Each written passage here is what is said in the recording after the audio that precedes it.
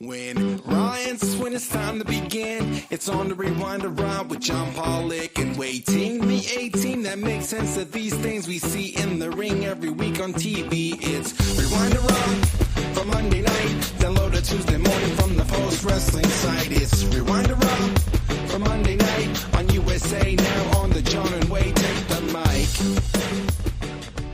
Good evening. It is John Pollock and Wei Ting. Welcome to Rewind a Raw. Hello, Wei. Hello, John. How you doing? I'm doing great. You have a good weekend? Yeah, it was a pretty productive weekend overall. Got Good. a lot of things done. It was a busy weekend. I don't know. Yeah. Do you want like a detail, like rundown of everything? I know.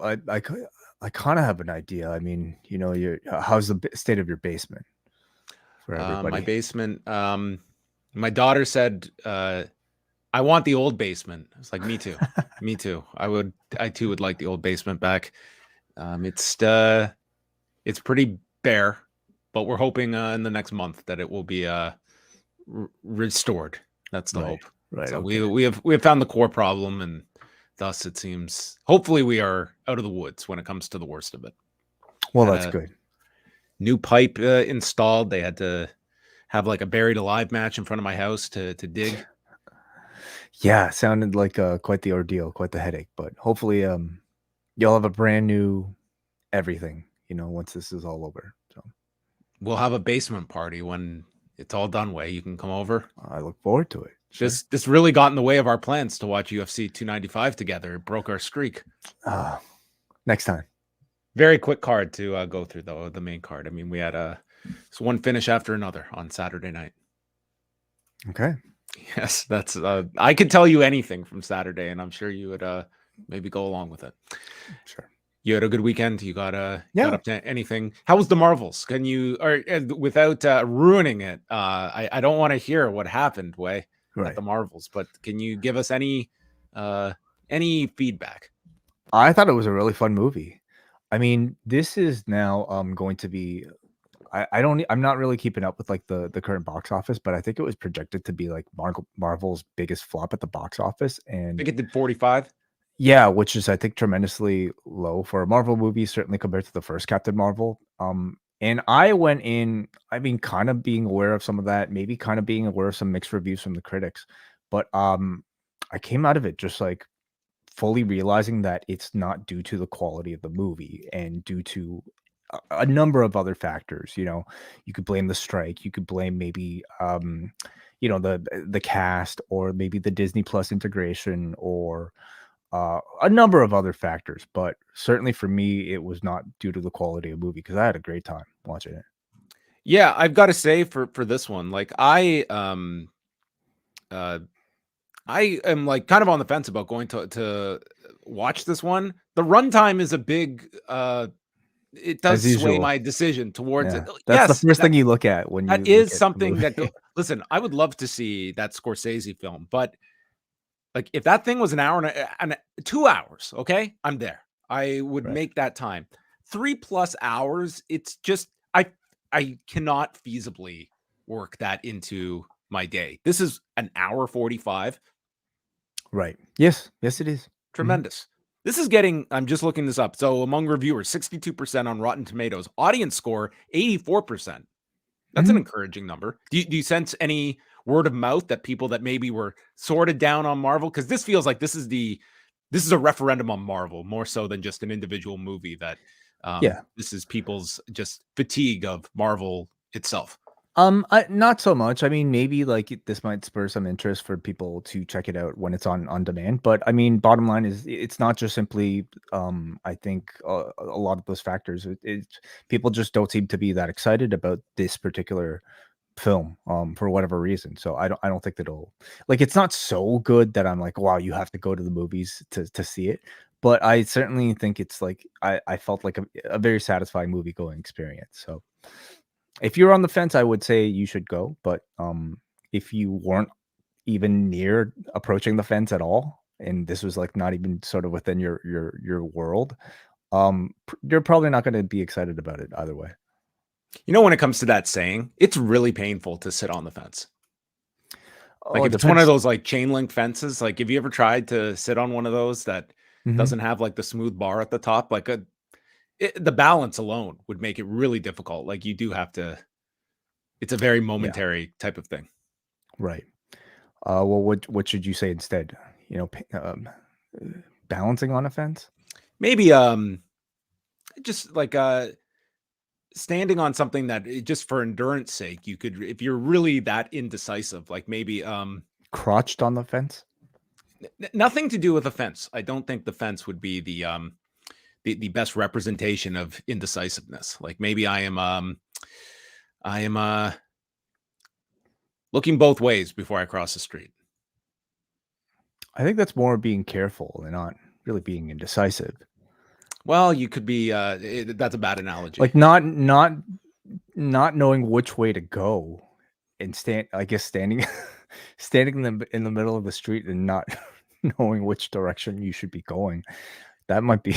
You know what's even worse than sitting on the fence? It's shit or get off the pot. Like what an ultimatum.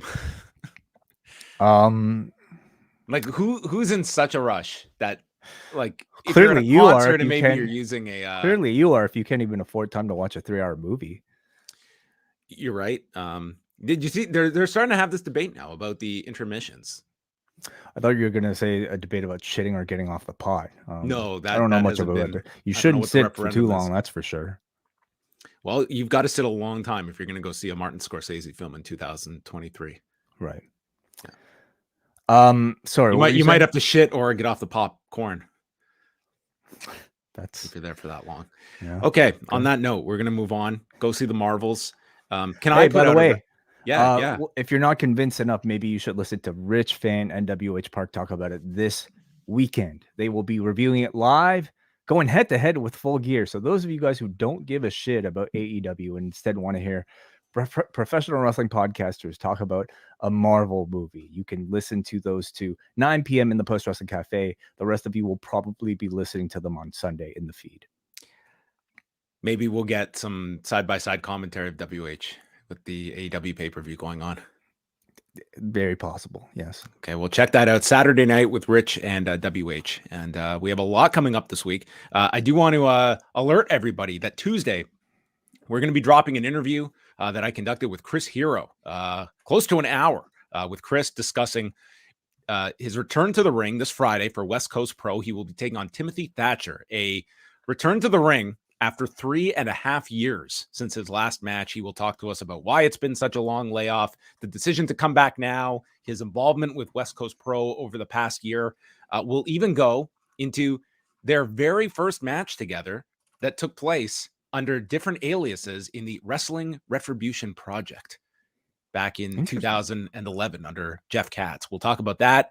A wild story about how Chris's WWE contract got rescinded in 2011 and the lengths at which Chris went to contacting one of the, well, you're going to have to hear the story because it was quite the story that he shared, but we got into a lot of stuff and that's coming up on Tuesday. So look out for that on the site for everybody, postwrestling.com. And yes, we're also going to do some rapid fire wrestling book reviews with Chris Hero, maybe a recurring segment down the road. Ooh, looking forward to that. Wonderful. So that is coming up this week as well. Rewind away. We are going back to January 4th of 2016, postwrestlingcafe.com. We'll have that show out for you on Thursday. And Wrestle Kingdom 10. Wrestle Kingdom 10. That is right. With Kazuchika Okada versus Hiroshi Tanahashi, Shinsuke Nakamura versus AJ Styles, Katsuyori Shibata challenging Tomohiro Ishii for the Never Openweight Championship. Do you know what one of the unadvertised matches was? It was John Pollock versus New Japan World. And spoiler alert, John Pollock prevailed this past weekend. Not my own account problems, but I was able to enter New Japan World, enter the forbidden streaming service, and watch most of Wrestle Kingdom 10. So did you get into contact with somebody? Nope. No one has contacted me yet from. But how did you do it? Well, I had to go through I had to get in elsewhere. Okay. If they're not answering in the front door, you got to go through the side door. Somebody else's account. I might have. Gotcha. I don't feel guilty about it either, because I think I'm still paying for New Japan World, as I have been since day one. Okay. Day one, I signed up for that account and nothing. I'm knocking and no one's answering. Like, I mean, they should really treat you like you. The longer you stay, I mean, you should be, you should have VIP status if they offer that. I mean, you said it, not me, but we'll see if that gets all taken care of. Have you started Wrestle Kingdom? Oh, wait a minute, it's Monday. I have started it. I've at least gone through the New Japan Rumble. That's great because I skipped the New Japan Rumble, so you are in charge of recapping the New Japan Rumble. I was not sitting down and watching the New Japan Rumble on a show that long, so that's Way's domain. He could make up any entrance in the world, and I will just take his word for it. But that's coming up Thursday, and then of course lots this weekend. So for Friday night, we are going to do a free edition of Rewind to SmackDown because AEW is going to be presenting 3 hours of wrestling Friday night. So that means John Cena and Kate from Montreal, they will be on the cafe Friday night reviewing both Collision and Rampage the night before Full Gear. So much wrestling coming up this weekend. We will have you covered. And then Way and I will be up Saturday night after Full Gear. But we will not get too far ahead of ourselves. A lot of shows this week. Check out Chris Hero on Tuesday. Check out the Marvels on Saturday night. Everything in between then as well. HostWrestlingCafe.com. Yeah. And the Nubian Wrestling Advocates out this weekend as well.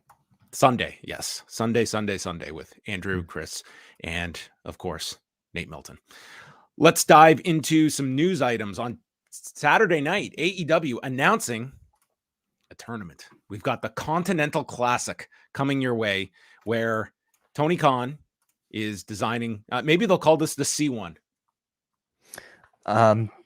They could, sure. They could come up with some abbreviation for this. The Continental Classic, where they will have 12 performers broken up into 2 blocks with weekly round-robin matches beginning on November 22nd, which is the Thanksgiving Eve edition of Dynamite from Chicago, and then the league finals. So the winners of each block will meet on the December 27th taping in Orlando, with the finals taking place at World's End on December 30th. And the first entrant into the Continental Classic in the one-eyed man himself, Bryan Danielson, who has showed up at television here, no less, to announce his participation in the Continental Classic. And this man is tempting medical records by coming back from a orbital injury in a very short amount of time to get ready for the Continental Classic. Right. Well, listen, man, it seems like he's sticking by his promise to possibly semi-retire by the time his daughter is 7 years old. And that means the clock is running. And if it means he's going to go into this tournament as a mummy, he will continue to do so. I mean, that is probably the biggest surprise coming out of this entire announcement, is the fact that Bryan Danielson somehow will be cleared for action in a little over a week.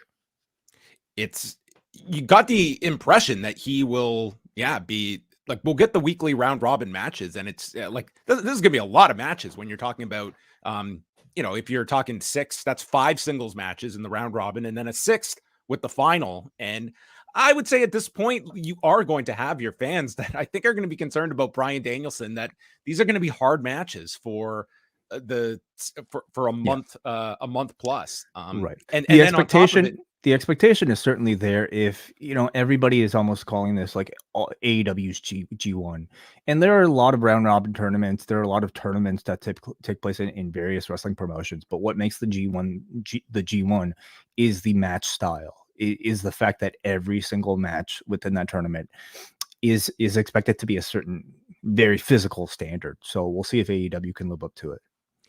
Is there going to be anyone more nervous than New Japan Pro Wrestling throughout this tournament, watching Bryan Danielson, who has Okada on January 4th, days after World's End? I have to imagine that they're really hoping that he takes it easy. I do imagine for most of these matches, like, you don't have to have Bryan, like, he could have a few squashes in there. He could have hopefully largely technical battles that don't really rely so much on a lot. But again, the man got this orbital injury through a tie-up. So any step the man takes could be a possible risk. Chris Jericho, he had his match with Konosuke Takeshita over the weekend, and DDT drew 4,725 to Sumo Hall. And there was quite a lot of good wrestling over the weekend. Did you happen to catch this match at all, Way? No, I don't have Wrestle Universe, so I might need to back or front door in my way through it somehow.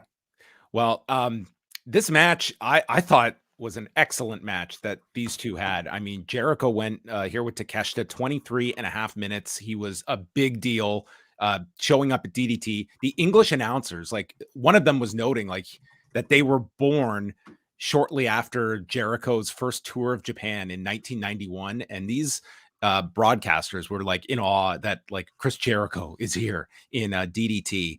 And some of the highlights just included, I mean, this was Jericho working as intense of a match as you could imagine. I mean, it was almost the level of like the Ishii match that he did last year, like full out big pay-per-view type of match with Takeshita and a clean finish on top of it.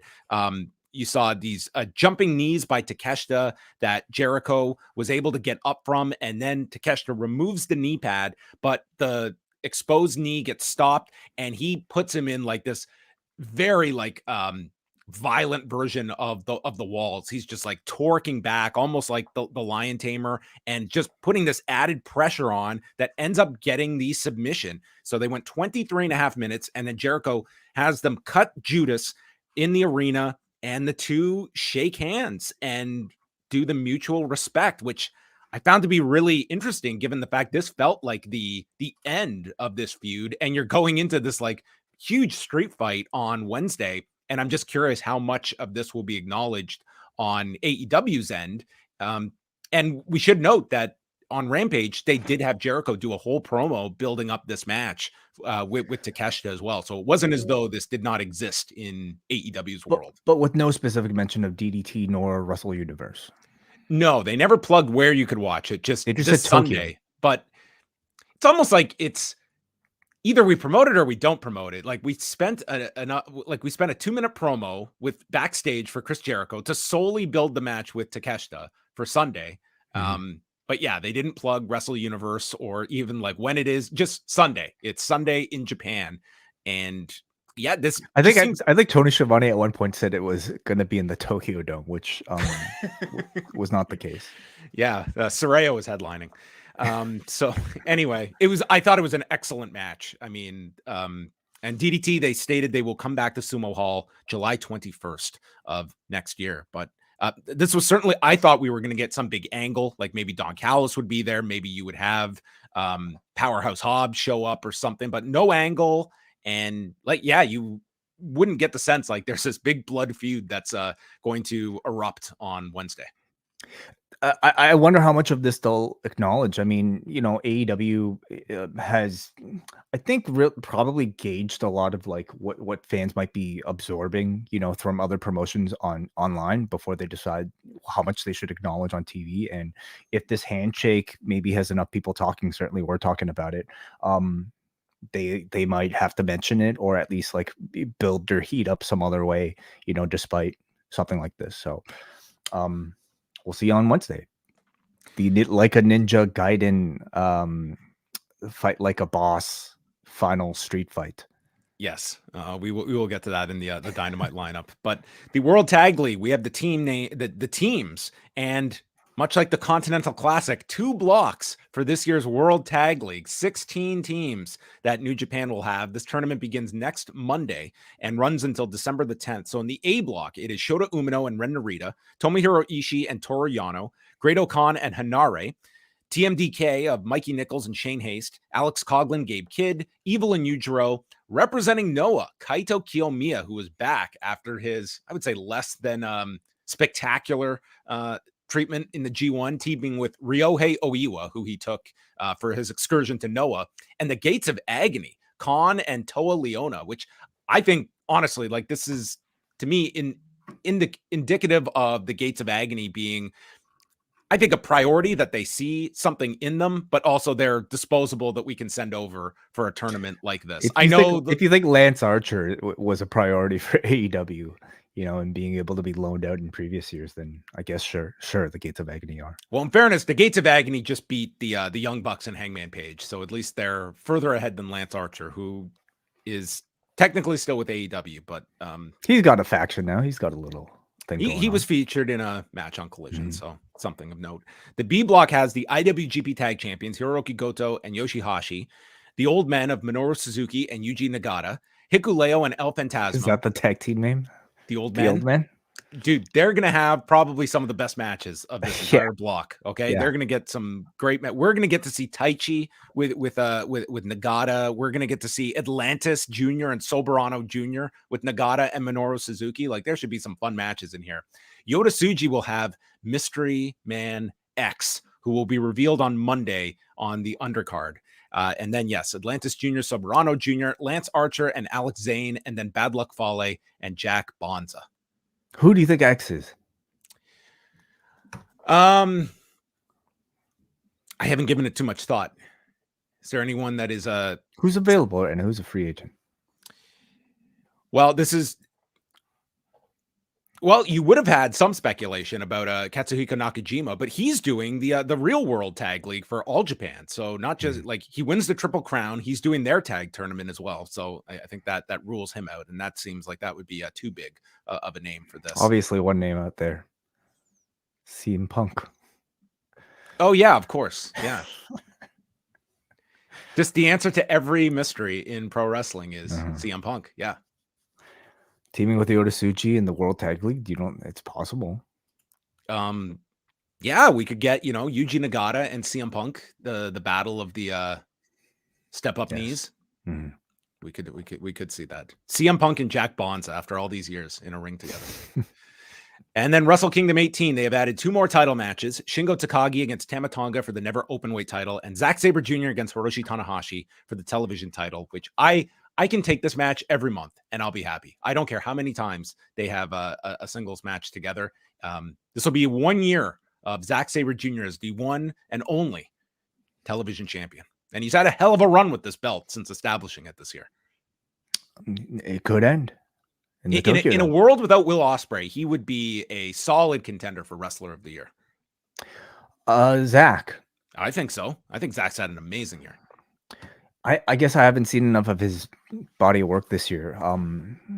It's hard for me to just think of anybody other than Will Ospreay, being in contention, but sure. SmackDown ratings, this was compared to last week's taped episode, they were up 4% in viewers for Friday's show. 2,195,000 viewers, 0.57 in the demo, up 8%. They did see an increase with men in the 18 to 34 and 18 to 49 demos. Rampage on Friday night, a live edition of the show, didn't make a whole large difference, but they were up 322,000 viewers and a 0.12, up 8% in viewers, 5% in the demo, a big increase with the 18 to 34 demo, in particular men in that side of things. So that was the show that featured FTR against Commander and El Hijo del Vikingo, which was another great match this weekend among just our weekly dose of really great wrestling matches as we move on. And you just try it's like the supermarket showdown. That's kind of what like pro wrestling weekends are like now, where you just try to grab what you can of all the things that are recommended out there. And you have a finite amount of time. And if you're not fast enough, this food spoils and you got to get to the next meal. And you end up with a bunch of shit you never wanted in the first place. Well, that's the danger of going down some of the aisles that you might not be familiar with. NXT Tuesday night. What a lineup we have here. Baron Corbin against Wes Lee, a match that is happening in 2023. The Brawling Brutes against Out the Mud of Bronco Nima and Lucian Price. Andre Chase and Duke Hudson defending the tag titles against Channing Lorenzo and Tony D'Angelo. And then Lita has booked 2 qualifying matches for the Iron Survival Challenge. Trick Williams against Joe Coffey and Roxanne Perez against Lash Legend. That's quite the match. Roxanne Perez and Lash Legend. Then we have Alpha Academy appearing on the Supernova Sessions. And the main event, as mentioned on Raw, Xia Li has invited Lyra Valkyria to a Warriors Tea ceremony. I wonder what that would be like. Warriors Tea. A Warriors Tea ceremony. So a tea ceremony for warriors. I don't think it's a warrior branded tea. Maybe it's like that scene in The Princess Bride where he's mixing the drinks and one of them has poison. I've never seen it. Stop. You've people. You've never seen The Princess Bride? Yeah. All right. Well, there you go. That's NXT. And then Wednesday's Dynamite, MJF will appear. Red Velvet against Sky Blue. Red versus Blue. And the winner will advance to the three-way for the TBS title with Chris Statlander and Julia Hart. Jon Moxley and Wheeler Yuta against Hook and Orange Cassidy. And then in a first ever, like a Dragon Gaiden, the man who erased his name street fight, Chris Jericho, Kenny Omega, Kota Ibushi, and Paul White against Konosuke Takeshita, Powerhouse Hobbs, Kyle Fletcher, and Brian Cage. I think everyone's thoughts are with Paul White in this match, that he survives. I almost feel like they have taken out immediately or something. No, I think he's purposely getting our hopes like lowered by not walking. You know, his high spot this weekend was standing up face to face with Will Hobbs, and I predict he's going to start the match just hobbling down the ring, and then he's going to be doing like, you know, pescados and just like moonsaults. It's going to be amazing. Okay, just you wait. Okay, we'll isolate this clip for Wednesday, and we'll see how it goes. But that's Wednesday night's Dynamite, and yes, we will have Rewinded Dynamite immediately after the show. Paul White, massive man. It might be a video game thing. Well, I just pulled up a poster, and his tag is Massive Man. That should be the name. Why are they even going with Paul White? We've got Massive Man. Massive Man. What is some of these other ones? It's like his rap name. Powerhouse Hobbs, Don Callis, Family Lieutenant. All right. Okay, that's more that's a good one. Wordy. Do we have ones for all of them? Yeah. Brian Cage, The Machine, Mogul Embassy Lieutenant. Okay, are they all lieutenants? Do we have one for Kota Ibushi? I would love to know what his rank is. Okay, so we have well, I mean, Kota Ibushi is just Golden Star. And then it looks like nothing beats Mammoth Man. Massive Man. Massive Man. I'm sorry. Kyle Fletcher, Young Apprentice, Don Callis, Family Lieutenant. And then we have Konosuke Takeshita, the Alpha. Wait, he's another lieutenant? They're all lieutenants. They're all lieutenants. How can Kyle Fletcher be a young apprentice and a lieutenant? Yeah, that seems contradictory. Yeah. All right. Well, are you excited about this video game now? Not so much the game, no, but I'm excited to see what the product placement integration will be like, you know. No, and I mean that. Like, I'm very curious to see like how, is it just going to be, I don't know, advertising around the ring? Will they have spots to do with this video game that I've never played nor seen in action? Yeah, I was going to say you and I won't get any of the references that come out of the game, but plenty of people join like in the chat room will. That's what our chat's for. Yeah. Well, tonight's Raw took place from the Capital One Arena in Washington, D.C., starting off with Cody Rhodes, who remembers his wonderful memories in this arena, which, of course, housed the very first edition of Dynamite back in October of 2019. Oh, interesting. I mean, among other things he's done, but do you think he said this line principally because of the first I Dynamite? think everyone like this arena for the first Dynamite. I think that would be absolutely what he was referring to here. Right. Okay. He says that he and Jay are going to have another great memory by regaining the tag titles tonight. So he brings out the War Games team of Jay, Sami Zayn, and Seth Rollins. And Cody says how he's always gotten along with Zayn in his career, has started getting along with Jay, but then pauses when he gets to Rollins. But before they can exchange, Judgment Day come out, calling them clowns, a bunch of randoms, while we are a family. And Balor mentions that Rollins could never beat Cody, and they're trying to get into their head. Priest says that Cody can beat all of these guys, but you can't be champion. While Zayn, you're a loser. And Priest says that Jay screwed all of you guys when he was in the bloodline. And Zayn defends, says we can all put our issues behind us. This match is about power, and this is going to be the most brutal match of your careers. So Cody gets the microphone, and Rhea Ripley is not out with the Judgment Day, and he refers to Rhea as the real leader of Judgment Day, and this is getting under the skin of Damian Priest. And finally, he cuts off Cody, stating, I'm the leader of Judgment Day, drawing some discerning looks from Finn Balor. And then Rollins says he's tired of talking, challenges Dominik and JD to a tag match, and Priest accepts on behalf of the two. And again, Balor is staring a hole into Damian Priest at this overstepping and declaration of himself as the leader. Mm-hmm. I like this opening segment in particular. I really like the way they presented each member of the babyface team, with Cody coming out and individually welcoming each person, giving their own entrance. It gave individual spotlight to every member, and I thought Priest and Balor kind of continued that with their line, specifically targeting some of the insecurities of each member. Poking fun at Jay being a backstabber, Sami being a sort of a loser. Yes, somebody who's always a loser. Rollins, very interestingly, being essentially a paper champion, as a guy who's never been able to beat Cody, despite holding that championship. And I guess weirdly enough, Cody, being a guy who could beat Seth Rollins, yet he's never able to be champion. Well, yeah, that's sort of the implication here. Nonetheless, he's never shared any desire to go after this championship. Well, clearly, yeah, he does not want it. They do have to come up with a better excuse for that. Why doesn't Cody want it? Like, because you're just letting the audience feel like it's an inferior championship. But I think they don't want. I don't think they want to just call attention to, like, the real focus is the Reigns title. They could come up with a good reason for why he specifically can't have that one. Maybe he should lose a match like that prevents him from ever qualifying for because that worked out so well for him the last time. Right. Well, he could lose a match that prevents him from going for it as long as Seth Rollins is champion. I don't know. There's some way they could do it anyway. But I thought they built the babyface team up really well here. So we go into the tag match, Rollins and Zayn against Dominik and JD McDonagh. Dominik does the Three Amigos, and Michael Cole, in passing, mentions that this is the 18th anniversary of Eddie Guerrero's death back in November 13th of 2005, when he was 38 years old.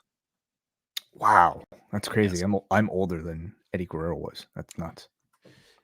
JD McDonagh yanks Dominik to the floor, and the two go to leave when Rollins and Zayn bring them back to the ring, and it's Zayn with the exploder, and Dominik slides away to avoid the haluva. Rollins and Zayn with double dives go through the commercial break, and then it's JD helping Dominik to avoid a buckle bomb, and then Zayn rams JD into the post. There's a pedigree to Dominik that he blocks, and as Dominik sets up for the 619, eats a super kick, then the buckle bomb, and as Rollins sets up for the stomp, Balor and Priest attack on the orders of Rhea Ripley, and the DQ is called at 10 minutes and 35 seconds. Rhodes and Jay run down. All 8 men are fighting.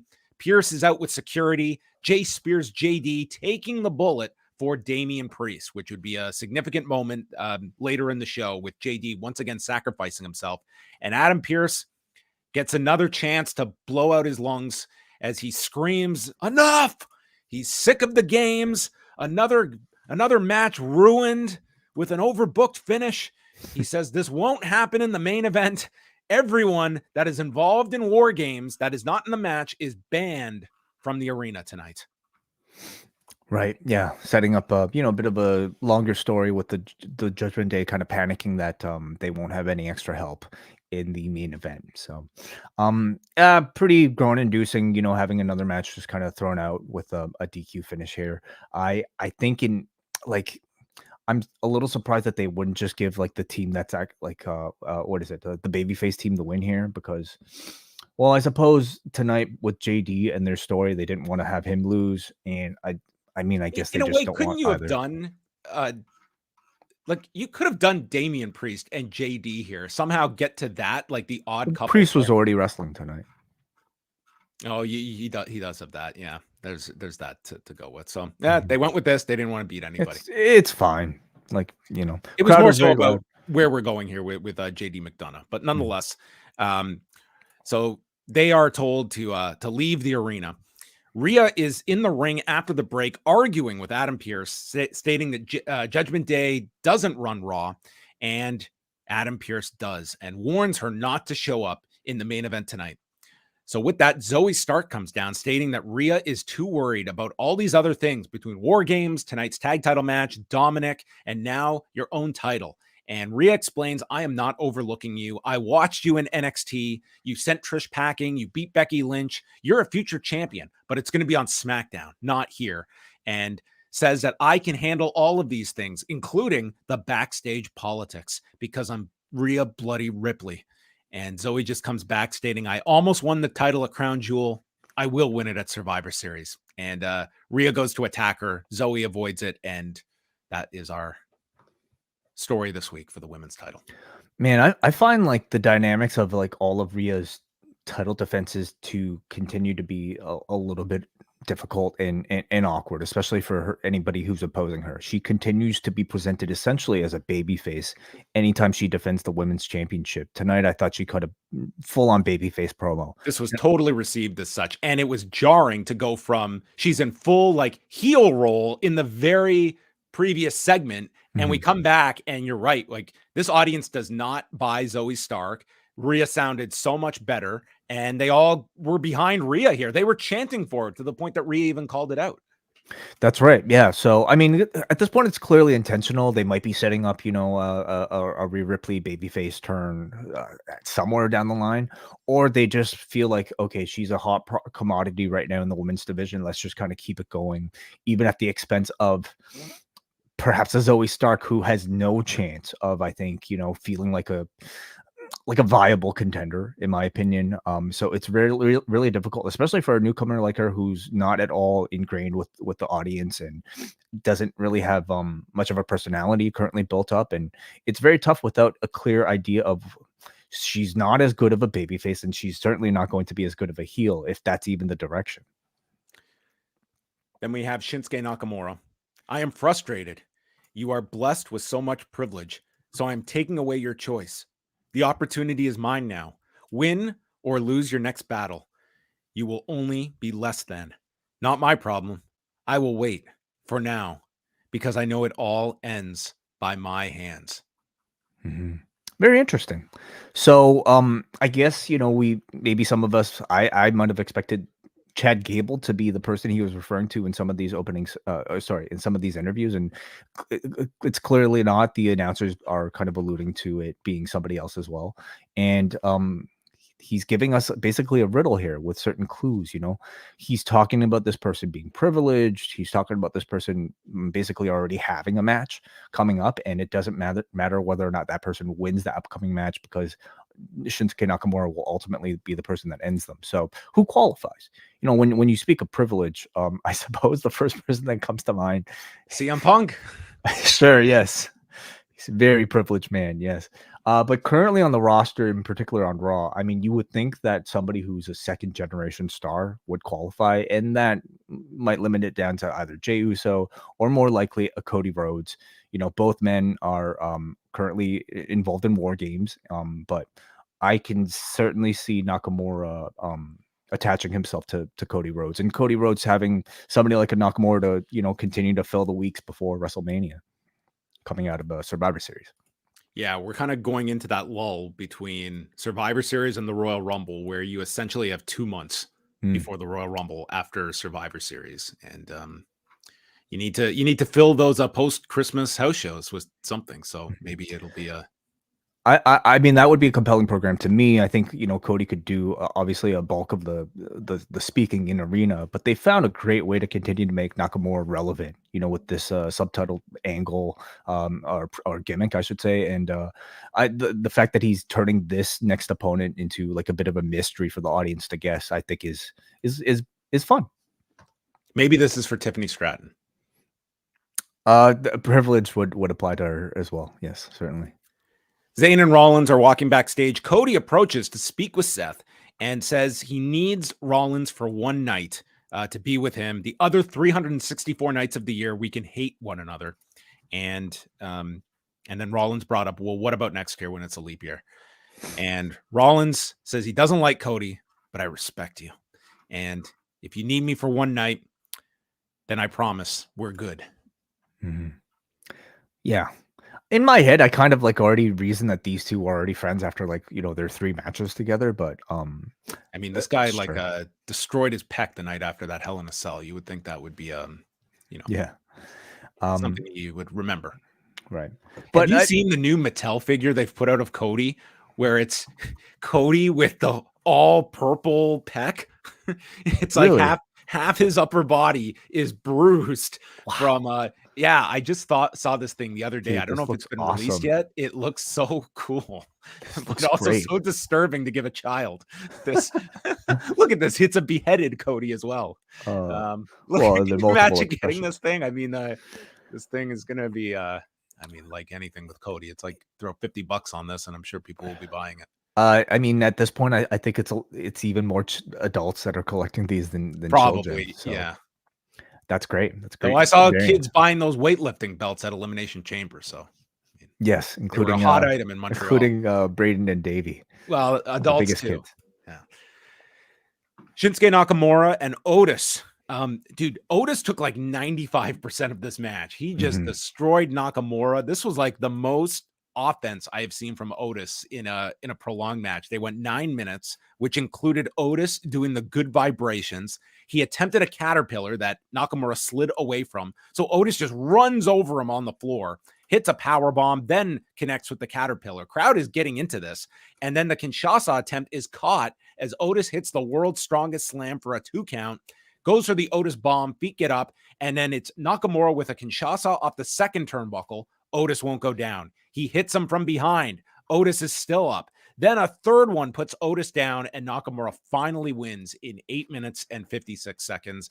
I thought this match greatly overachieved. I thought so too. I thought the booking was a little surprising. I did not expect somebody like Otis, he just ragdolled this guy pretty much up until the Kinshasas at the end. Like Otis, despite being a bigger person, yes, he's pretty lowly ranked, in sort of like their mid-card comedy. Not protected to this extent. Yeah, whereas Nakamura is just coming off not that far from, competing for the world championship. He could possibly be in line for a big feud, maybe with Cody, maybe with somebody else. But I didn't think that they would, have this match be so difficult for him. But clearly they see something in Otis and wanted to protect sort of that like monster aura about him. And the match was overall, I would say, successful. This crowd seemed to really get into it. Nakamura then shoved Chad Gable, and he is held back by Akira Tozawa as Nakamura leaves. So it would seem Gable is next, but that feels more so something for TV than anything. Nakamura called these distractions. Yes. Basically. Rollins then runs into Drew McIntyre, who Drew McIntyre just like exists. He's not booked for matches anymore. He's really has no purpose at these, like in terms of being a wrestler, he's not involved in anything. He just hangs out at these shows now. Well, he's politicking is what he's doing. He's backstage politicking.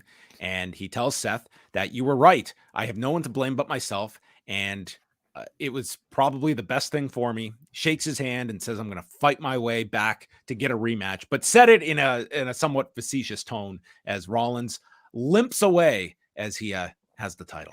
I actually thought this came across like really genuine, like I mean, this was a misdirect for what's to come later on, but I thought like he did it in a very earnest, like believable way. Yeah, I also kind of like the shot of like Rollins limping away, and it's like it's continuing the story that like this guy is getting beaten down from this rigorous schedule and defending this title, and it's kind of like an element of like the Orange Cassidy story that we just went through. Right. Shot feature on Tegan Knox, that for a long time she was only known for her injuries, but over this last year, it's been the craziest year of her life, where she spent 90% of it on main event until they remembered she was on the Raw roster, and now I'm getting a push. I would contend she's still only known for her injury. Like, I don't know, like she's been on TV several times this year, but I can't really tell you anything like meaningfully done with her in terms of story. She had a match with Becky. Sort of like a loose association with Natalya coming out ringside, but what beyond that? She was on NXT for a week. She was? Yeah. For 1 week? Yes. Right. So, she's still finding her identity. We're still doing this Natalya story that is, I guess, progressing. Is it progressing? It's very, very slowly without that much interest. So it's Piper Niven with Chelsea Green in her corner against Tegan Knox, who's got Natalya. And Niven hits a senton, attacks Knox's arm, and then hits a shoulder breaker, which Wade says Niven has been studying Niven has been studying Papa Shango. And dude, Michael Cole, I'm pretty sure had no idea who Papa Shango was. Are you kidding me? This is the man who's an expert on triple tails. I'm sure he knows who Papa Shango. Maybe he just didn't associate him with that move, I guess. Yeah, I mean, it was technically like the finisher he used, but you didn't associate too many wrestling moves with Papa Shango. I guess not. Like you thought of goo coming out of the Ultimate I think of Warrior's vomiting. head. Yeah. Mm-hmm. Nox gets to her feet, lands a running knee, and Green's on the apron, leads to a clothesline. And then Natalya gets involved with Chelsea Green, and Natalya gets shoved off by Niven. And then Nox is out of the way of a running crossbody, hits the shiniest wizard, but Niven is by the rope and just gets her foot on the rope. And I thought this was such an awkward spot because then they continued with a seated splash missing by Niven and then just a crucifix by Nox. Instead of just like winning with the finisher, which seems like much more of a traditional just WWE ending to a match here. I just thought it was a little clunky here with this shiniest wizard spot, but Nox wins. And I mean, that should guarantee multiple title opportunities for Tegan Nox and Natalya, who have never teamed up together technically, but this should set up a title opportunity. Didn't somebody beat Chelsea like recently? I'm trying to isn't somebody already owed a tag team title shot? That we had, I'm trying to it was like Smack. Okay, I don't even care. I'm sorry. I don't care anymore. But okay, this was a very cold match. I didn't think it was that good, and I think they've just Shotzi. It was Shotzi. Shotzi pinned Chelsea, right? Yes. It was Shotzi and Charlotte beat Niven and Chelsea one week, and she's too busy with Damage Control, I suppose. She doesn't even have a tag partner, so I guess not a full-time one at least. Well, so. You just bank these title shots, and you got to remember them though. They're like gift certificates. So it's not like they don't give this like quote unquote tag division no airtime. They do give them airtime, but every appearance that we see from them does nothing to build any sort of interest in a future tag team match, nor just even any future matches. This Natalya Tegan thing, it seems to be going nowhere. And just even Tegan, like this was an opportunity tonight to at least create some interesting form of personality, something you can attach her to. When you mentioned the name Tegan Nox, and I don't think they did that tonight. I think it's one of those where you look at, for AEW, there's so much a focus on the quantity of women's wrestling, and I think that, and you can certainly look at quantity and quality when it comes to that. In WWE, it's not so much a quantity issue, but I would argue about a quality issue when you get out of the core women's like title programs. I think with Damage Control now, you have something that they can really sink their teeth into. But I mean, my exhibit A would be this women's tag division that has been, I would say, aside from very early on with Sasha and Bayley, like generally, this has been a tag division that has been just woefully handled. And it's not a case of that they don't have women. It's just there's nothing here. There's nothing to this tag division. We had a replay of the 4-way that The Miz won last week, and Jackie Redmond interviews The Miz, who does his awful Arnold impression of Gunther, including "Get to the chopper." Hilarious. Yeah. Ivar comes in and calls The Miz a joke and that he won't make it to the Survivor Series. So Bronson Reed walks in and tells them, "You guys are lucky to be standing." And then we had some of the most excruciating dialogue. "The only person luckier than you two is Gunther for escaping me." Ivar: "Escaping you? Escaping you? You had your title match, and I don't see the IC title over your shoulder." Bronson: "Stand down, big fella, before I send you back a failure to your Viking gods. Hey, Valhalla, smarten your man up." "Why don't you smarten me up?" "I can smarten you up. You can smarten me up. Come on." Can you keep this up for 3 hours and we'll just have you like redo Raw every week? This was some of the most atrocious dialogue that two humans have exchanged any area of the world in 2023 were Ivar and Bronson Reed. I can guarantee you these men in their lives of conversations they have had, it has never included, "Why don't you smarten me up? I can smarten you up. You can smarten me up." Come on. I'm really looking forward to an upcoming recap of the Shayna Baszler Zoe Stark segment later on. That wasn't much better. Reed then turns his head, and there is Valhalla staring into him. And they exit. Tommaso, Ciampa, Ludwig, Kaiser. Vinci gets ejected, so Kaiser's in control. They trade forearms, fight on the buckle, and then Kaiser tries for the sunset bomb and is stopped. Kaiser then leaps into a flying knee when Vinci returns, attacking Gargano, and Kaiser rolls him up, hooking the tights in 10 minutes, pinning Ciampa. I think Gargano and Ciampa have the longest losing streak on Raw. They ever win? They won that first match that they paired up as a team, didn't they? And they lost to the Creeds. Then they lost to the Creeds, and they lost this. And before that, Johnny lost some matches. So I know what you mean, like especially when DIY are just starting to basically debut, for this roster. I'm not saying 50-50 booking is the answer. I'm saying I would book them in this match, I would I just find them very uninteresting in this whole like reunion. It just feels as something like they feel, even though they are not a makeshift team, that's what they feel like. And they just, I don't know. I think that I don't know. They're trying to reclaim the magic of like what made them amazing in NXT, and like the wrestling will be great. They just kind of need, like, ultimately I think they'll get over by having like matches that people will be talking about. But as characters, I mean, I do kind of feel like the magic is lost. You've done them reuniting, turning on each other so many times. Can they get to the point where they feel like an innocent team just pairing up together again before giving us the turn? This is all in build up to your next Ciampa versus Gargano turn, right? But can they reclaim that magic? And I'm not so sure. Judgment Day are in the back, and they mockingly refer to Priest as their fearless leader. And Priest just says, I was just upset, and said that in the heat of the moment. But then they all decide to make him the leader going into War Games. And then they tell Priest, this is almost like a negotiating tactic where they just used, they gave him the leadership role, but then he has to acquiesce to their desire to have JD entered into the group, and Priest finally caves.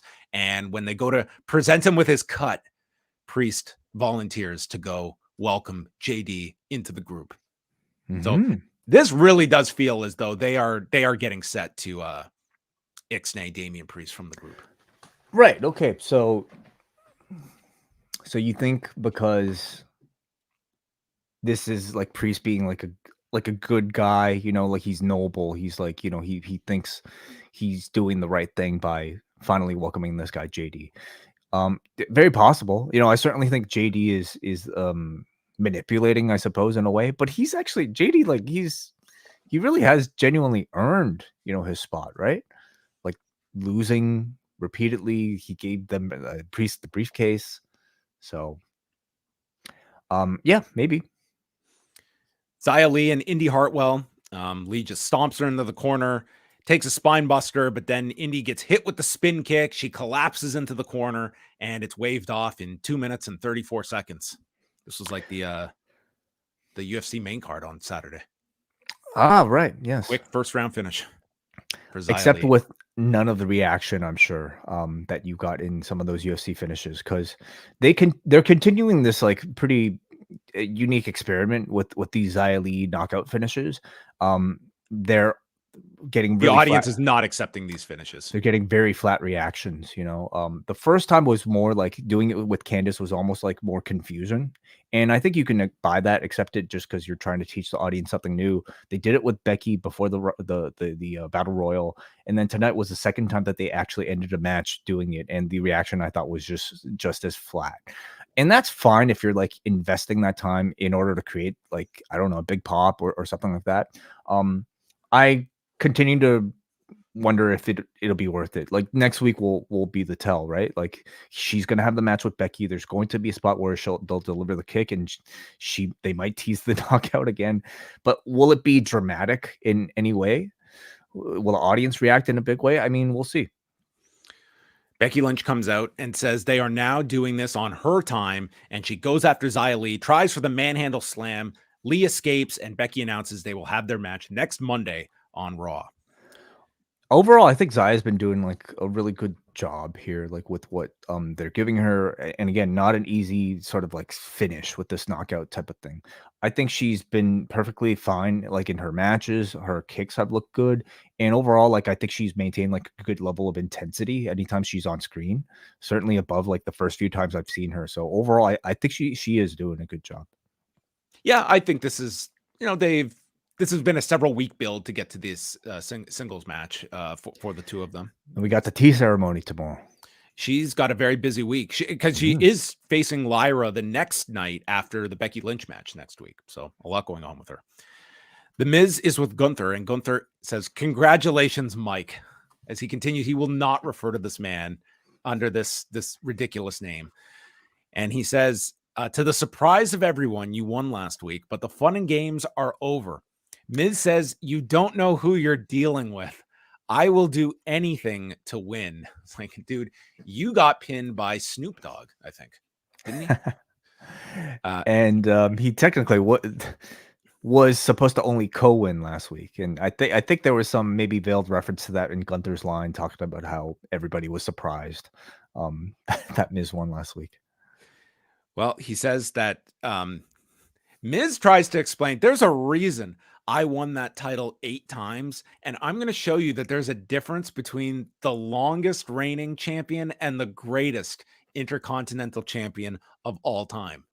2 things I don't think anyone would associate the Miz with, but Gunther promises him the beating of a lifetime. Mm-hmm. It's like anyone could be Fedor and go undefeated for all those years, but what if someone had won the Pride heavyweight title like 6 times? I mean, and they had 1 defense combined. So I can see that argument if like the person who lost it 6 times and won it 6 times had some legendary matches, attached to their run. The Miz is not that person. Okay, he's not that level of IC champion. But to my surprise, these crowds are taking to him as a babyface. So there will be a time, and listen, I think sometimes the Miz is, he's an interesting character in the sense that I think that there is such a for so many years there was so much negativity towards him that I think, as you can see, there's a lot of things that he does really well, especially in this environment. But I think over time that will be greatly exaggerated to the point that like 15 years from now, this guy's going to be talked about as like this all-time legend at the time. Man, I don't know about that, but okay, well, like depends on who you ask, right? And depends on what circles, I suppose. Like based on what, longevity or promo ability, maybe. It's just the natural sequence of things where something, especially when you are younger, you are going to look back and there will be a pocket of people that will look at like the Miz as like this. Can you name somebody who's received like similar treatment from the past that might have been, a Miz caliber type of wrestler? Let's look at. We talk about Hacksaw Jim Duggan as this great legend. I think that there is a case to be made for characters that especially hit in like popularity booms, like the late 90s or so, that sometimes get overemphasized as to how big of a deal they were. Right. I do think like people will come around to maybe giving him more respect than he sort of is the poster child of like bad WWE wrestler, isn't he? And I feel like maybe that sort of sentiment will be a bit more relaxed, in the future, and people will be able to acknowledge like what he does that is actually exceptionally better than a lot of other people. That a lot of other people like in this system, like this is a certain skill set that is required to last here and succeed in a good position. Like the Miz is not your difference maker, but he's in a very protected, safe position, and it's a lot harder to be that type of person that has to essentially adapt to this system, and many people cannot do, especially all the different things that he does. as like somebody to put in there with the Snoop Dogg, or to do a talk show segment, or to even like cut some promos here. Like his biggest sort of fault, I think, might be his in ring. Because the expectation for like in ring quality is that much higher. This is going to be maybe Gunther's biggest test to date. In the WWE, how great of a match can he have with The Miz? This is the closest we've got to if like Brett Lauderdale could book a match at Survivor Series. Totally. Probably what we would get. Totally. Yes. Zoe Stark meets with Shayna Baszler, and Shayna is playing with her cards and said that I almost had your number last week. And Zoe is reflecting on the win last week, and Shayna admits, yeah, but you are on a roll, and I'm kind of looking forward to your match. And it's hard for me to say that. It's really hard for me to say that. And never were there more truer words spoken than how hard this was for Shayna Baszler to have to state this. And I don't know what I was watching here. Well, I'm a little surprised because like this was very much I felt like a friendly babyface interaction, between both these two, who I think heading into the Crown Jewel match, they're both supposed to be heels. And then in comes like Raquel Gonzalez, who like is now sort of like very good friends with the three of them too. So going back to like the Rhea sort of like discussion. We're moving on. Is Rhea supposed to be the heel in this program against Zoe? Does it? Shades of gray, right?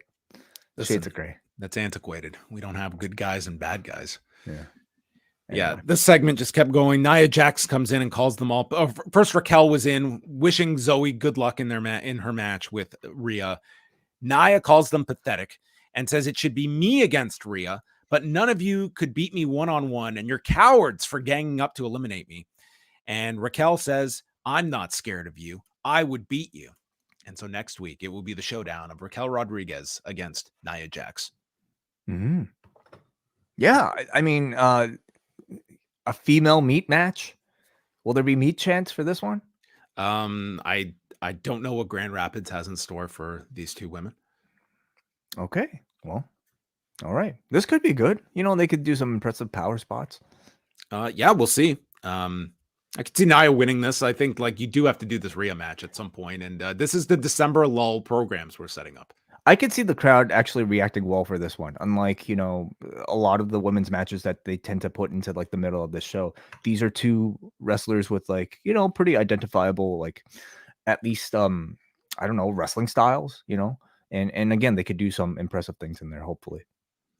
Ivar and the Miz. So the idea is Miz, not that he's doing all these moves for the first time, but these are moves he has not done in years. Yes. So Miz hits a Hurricane Rana and then takes multiple chances before clotheslining Ivar to the floor. Then he busts out his tilt-a-whirl DDT. Ivar stops a skull-crushing finale, spins him into a slam, and then Bronson Reed walks down. And this leads to the Miz applying a headlock, kicking off the turnbuckle to deliver a bulldog, which Michael Cole identified tornado DDT. I'm like, dude, it's been 26 years. 26 years. So, you mentioned how like over time people will like maybe give a lot more sort of I guess respect for like somebody who Michael Cole everyone has come around to. Michael Cole definitely qualifies. Things, like it reminds me of like it's not all completely warranted. Okay. No, like there's no excuse for just screwing up something like this. Yeah. Reed has a chair, teases using it, but just sits down. He just wants a rest. And then we pick things up. Ivar hits a tiger driver. Miz with those it kicks. Valhalla then strikes Miz from the floor. Miz tries for a skull-crushing finale off the second turnbuckle. We haven't seen these moves in years. And Ivar climbs. He's arguing with Bronson Reed, which allows Miz to powerbomb him. And then Miz uses the rope for leverage to pin Ivar in 11 minutes and 10 seconds. Right. Well, he's still a scumbag, right? Now he's our scumbag. So is the idea that the Miz is in so over his head against Gunther that his only opportunity would like he's got to be able to cheat to win, and that's our idea here. Like he perhaps can't possibly match up against this guy. I think there's that. I think it's them wanting to protect these giants, like an Ivar in losing to the Miz, who, like is still portrayed as a pretty lowly ranked guy. Yeah, but he's the challenger. He's the guy you chose to be the challenger for. But he kind of lucked out in getting there, right? Like he only got the pin last week on, I believe it was Reed, Bronson. because Reed the tsunami. Because he missed the splash, so he's almost like he is playing like an opportunistic like guy who's at his heart a heel, but for now a baby face. Well, Reed attacks Ivar. He hits the tsunami, and that was that. I don't know. Are you interested in this match with Gunther? And I am, purely to see what Gunther could do with the Miz, right? And I think that, like, to my surprise, these crowds are getting into the Miz as a baby face. They're giving him "Let's go Miz" chants. So I think in the Gunther match, like, you'll get a really good response. And maybe I'm just too much of an optimist, but I actually feel like we'll all be impressed with the result of that one. Priest meets JD McDonagh. Part of him doesn't think he's ready, and part of him thinks. And by the way, no Ricochet on the show. No, he was reportedly in concussion protocol, and that would seem to be the case because he was not on the show at all. He kicked out of the finish, which he was not supposed to. Yeah, I mean, concerning when it was very clear that spot that we identified last week that he continued, but that's a case of we see examples in these matches where just because the guy's moving, it doesn't mean he has all his faculties together. Priest meets with JD McDonagh and says you're annoying, but you did take one for the team and for me, and that's someone I can go to war with, and presents him with the jacket, welcomes him to the Judgment Day, and Balor walks in finally, and then tells Priest, let's go show them why we are the tag champions. So our newest member is JD, Judgment Day. That we find out what JD stands for this whole time. So I guess you get a cool vest when you join the Judgment Day, eh? Dude, this is a cut, okay? This is a big you get deal. a cut, a merch? Really? Are you kidding me? Not a chance. Okay. Imperium are in the back. Gunther says, well done. And Kaiser starts bragging. Winning is just another Monday night. And Gunther says, I wasn't congratulating you. I'm congratulating Vinci for winning that match for Imperium. Dude, I love this segment. All three of these guys were awesome. Gunther is low-key my favorite personality. Like, take the matches away. I just enjoy this guy interacting with people. He has such a disdain. He's plays such a great asshole. Totally. And this was awesome. Like, the legit surprise here this was Vinci that was able to connect with Gunther, and Kaiser is just left in the cold after all these weeks. I don't know where this is going. This has really been the slowest moving story in a show that has some really slow moving stories. But nonetheless, I enjoy But at least it's moving, and we got a bit of a change of direction here. It's moving this week until we just do a dozen matches over the next 3 months, and then Kaiser's on his good side. By the way, I totally agree with you that, like, Gunther has really excelled. I mean, obviously we know the wrestling is there, but like in these sort of like backstage acting things, he's done a lot better than I ever thought. In that aspect of the industry, he is one of the more improved guys this year. Like, could you imagine a year ago them even giving this guy a microphone, let alone talking segments? Like, he is now in these segments, like he carries these segments, and that was never the case prior. He, like, surprisingly is an excellent fit into the WWE style of pro wrestling backstage segments, Alpha Academy console Otis over the loss. They're with the Creeds, who are suggesting maybe you guys get some new training partners, as we are undefeated. And then the New Day enter, and they all start dancing, and we cut to Ivy Nile and Maxine, who literally are like, we were both in the Battle Royal. We should team up. Okay. You ever thought about being a model? And we have number one contenders. They announced them for. I assume this qualifies. Dude, this was the most like awkward pairing of two people to say, we need tag teams and you're our tag teams. And then Tozawa was rotating his hips with the Washington Commanders belt. Right. Yeah. So the Creeds, their follow-up, I mean, to my surprise, they were they're a Raw team. And I guess it makes sense that they'll be paired with the Alpha Academy. I think it's fine that they're, as they're transitioning from NXT to put them in what is essentially like sort of the mid-card comedy act of the show. It helps like the Creeds kind of bring their personalities up, maybe get more comfortable doing these sort of like videos. I just hope that they don't stay here for too long, because this is just kind of like mid-card purgatory, isn't it, for anybody who's in here, including the New Day. But to start, sure, why not? Next week, it's Rollins, Cody, Jay, and Zayn against Judgment Day in the advantage match. Love the advantage matches. Would you put money down on this one? Well, I put a quarter that they used to have to flip for who got the advantage, but we'll get a full match for probably 20 minutes worth until the heels win. Becky Lynch and Xia Li and Raquel Rodriguez against Nia Jax. Main event. This was like the last half hour of the show. Finn Balor and Damian Priest against Cody and Jey Uso. They double team Jay. They got the heat on him. Go to a break. They get the heat on Cody. They go for a segment. Go to break. Come back. Now we're going to escalate things. Jay lands a high cross, super kicks everybody. Uso splash onto Priest. And then Jay avoids the South of Heaven, super kicks Priest into the crossroads. But then Jay spears Balor, and we get the return of the Cody 1D. But Priest makes the save from Balor. And then Rhodes suicide dive to Priest. Cody is sent into the post, which actually the post fell off. Yeah. They're doing too many post spots if things breaking. Cody gets chokeslammed onto the edge of the apron, and then a tope con hero by Jay that no one caught him for. This guy just, boom, landed on the floor. And he gets up, and there is Drew McIntyre, who has just popped up like a genie out of the bottle. Claymores Jay and rolls him into the ring as Balor pins him in 22 minutes and 49 seconds. The line of the night from Michael Cole. No, it was not a tornado DDT, but instead he yells, "Remember, Drew blames the bloodline." After all this time, remember, he blames the bloodline. And then Drew stands tall at the entrance as Rhea Ripley walks out, and the two shake hands to end the show.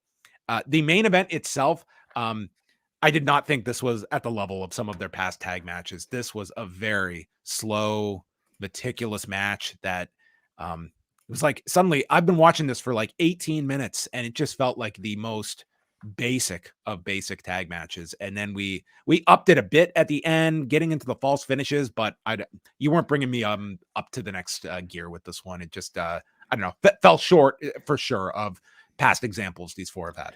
It was certainly incredibly formulaic, with just your standard sort of like tag team hot tag build before having actual content that mattered towards the end. I think at least part of it might be due to the fact that, like, I don't know how many people bought a Cody and Jey Uso win, nor like how many of us actually cared to see them win the tag team titles again. It's certainly not a focused upon element of this feud currently. Everybody's already looking towards War Games, and the tag titles are almost completely inconsequential, or at least they haven't made a big deal out of it. But yeah, like, I thought at least like Cody and Jay, especially towards the end, they continued to show really great chemistry together. And Jay, up until this point, he still shines the most in a tag team setting. I would agree. And then the big thing at the end was Drew McIntyre and what his involvement is for War Games.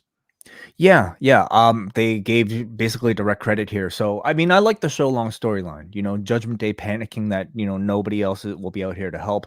Meanwhile, Rhea Ripley has assigned and secretly Drew McIntyre to come out to help the Judgment Day. So I thought McIntyre, his scene earlier, did a good job of, keeping the audience off guard from expecting the finish. And I would expect Drew McIntyre to be attached to War Games, and that would demand the baby faces add a fifth member. So next week we will get why Drew why. Yeah. As he reminds us about Clash at the Castle. And is he a full-on member of the Judgment Day, or is this just a temporary association? Will he get his cut? Will he get his vest? Most importantly. That's the big question. Oh man, if you're Judgment Day and you're trying to deal out the merchandising, money, man, like, now you got to cut JD in, and you cut Drew McIntyre in. He's not just taking a 1/6 cut anymore. Well, maybe they're gonna have to dispose of someone to keep those percentages. Oh, very interesting. This is how the big business works of the Judgment Day. But But, there you but go. overall, I think they've done a really, really great job with this Drew McIntyre story. You know, from him setting his sights on Seth Rollins' championship to losing the championship to now what is at least, if not a culmination, then maybe at least a pretty close entry into the final chapter of solidifying his heel turn. He's been one of the this has been one of the best executed heel turns in recent memory. They've done a very good job. I think overall the men's War Games match is in really good shape for Survivor Series. They've built it pretty well, and you have next week to kind of figure out like Drew's placement and that whole aspect going into it. But I would say for tonight's show, I really enjoyed that Nakamura Otis match. I wouldn't say this was like the most blow away great in-ring show for Raw. A lot is just focused on the War Games, and that kind of plays itself out throughout the 3 hours, but that's the big focus of the show. The thing that matters most is War Games, and I think they put a lot of great focus into that. They like, especially on the babyface side, the team's kind of feeling like the Avengers from Avengers 1, where the question is, okay, these are all single stars. Can they work together, as a stable against the Judgment Day, who now are stronger than ever? So I think that's in pretty good shape. All right. So there you go. That was your go home show for the Warriors tea ceremony on Tuesday to get everyone set for that with Xia Li and Lyra Valkyria. We'll open it up to super chats and the forum to get in a few pieces of feedback before we wrap things up. We got a few super chats here to go to. And first of all, I want to thank Ryan G sending $15. Thank you very much, Ryan, for that. Very generous super chat. He says, thanks for all the great content Post continues to put out. I just listened to last week's talk and rewind away and have now gone down a 2000 WCW Thunder rabbit hole. More 2000 Thunder reviews needed. Our best to you, Ryan, for going down such a dangerous rabbit hole. You might not come out sane, but God bless. Now, what is the experience like to only watch Thunder and not Nitro? It's kind of like a hangover. Okay, because like a lot of the crazy stuff happens on Nitro. There's more under the radar stuff that happens on Thunder. Like, yeah, there is a certain just throw it at the wall, get through the next night's taping, but there's a frequent amount of garbage on 2000 Thunders as well that maybe has even less attention and care than even Nitro. All right. Well, thank you so much for the kind words, Ryan, and thanks to everybody who checked out either Rewind Away, covering our David Arquette wins the WC title episode, or last week's edition of Talk, which was a lot of fun, John, having you over.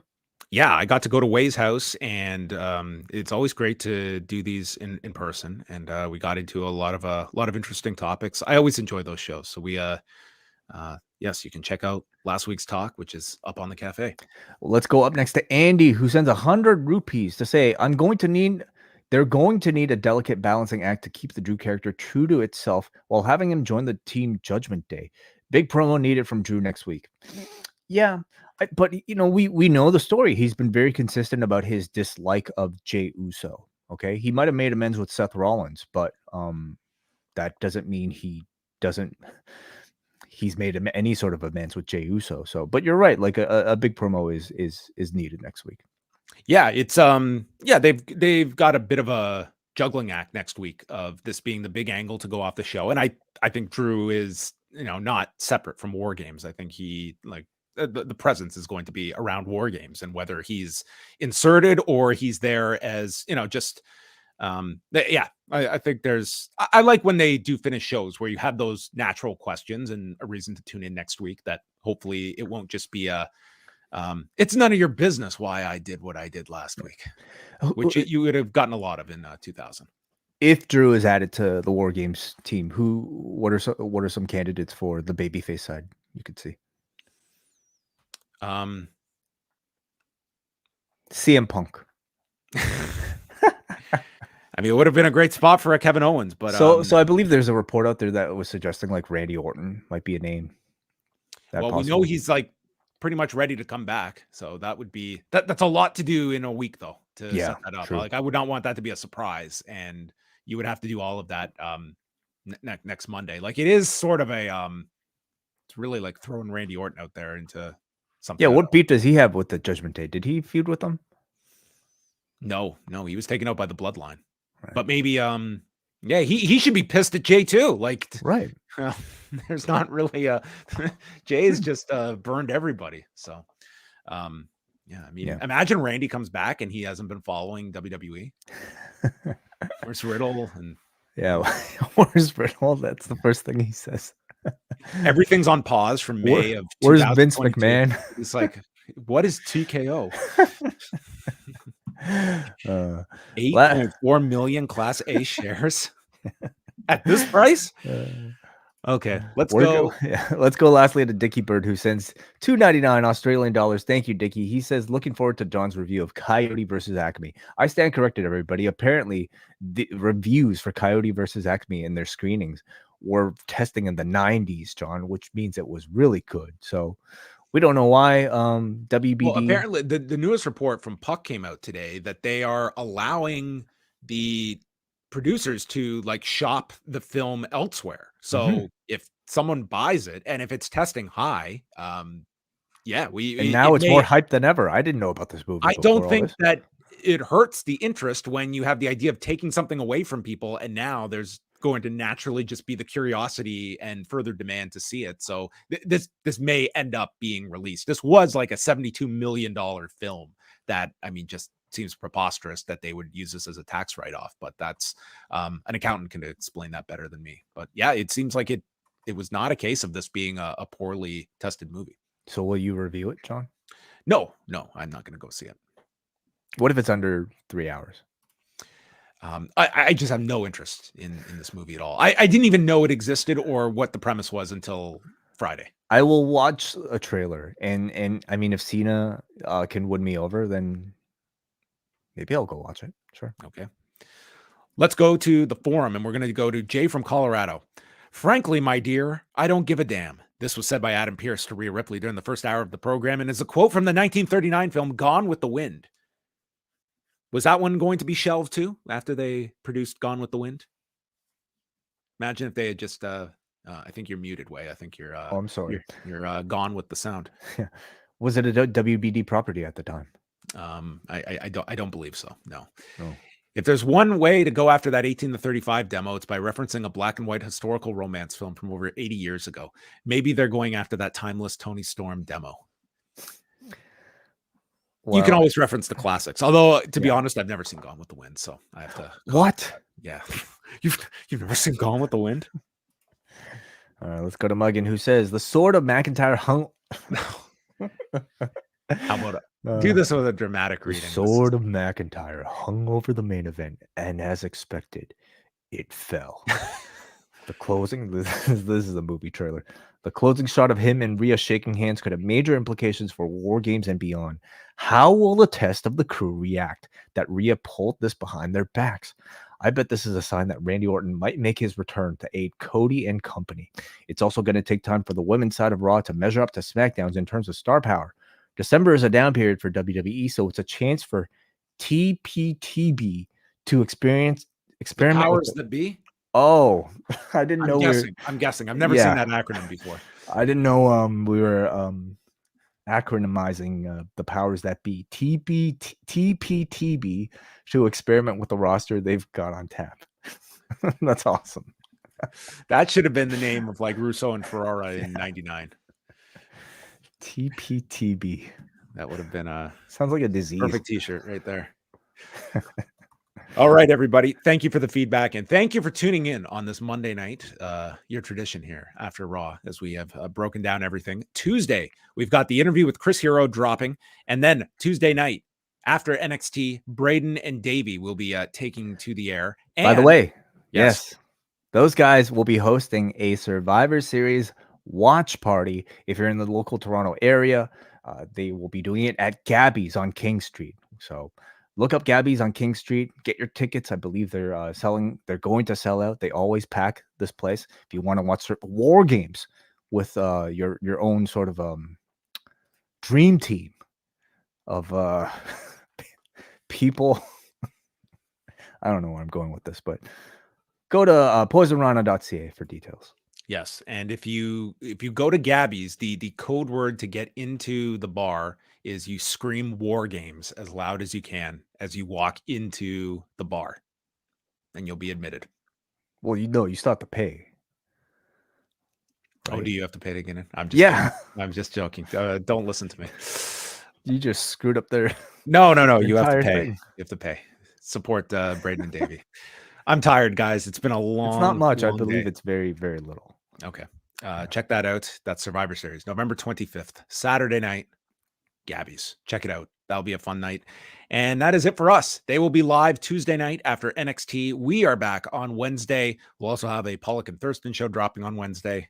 I think I've referred to 80 shows that are coming up this week. So check them all out. Postwrestling.com, postwrestlingcafe.com. And that is it. Good night.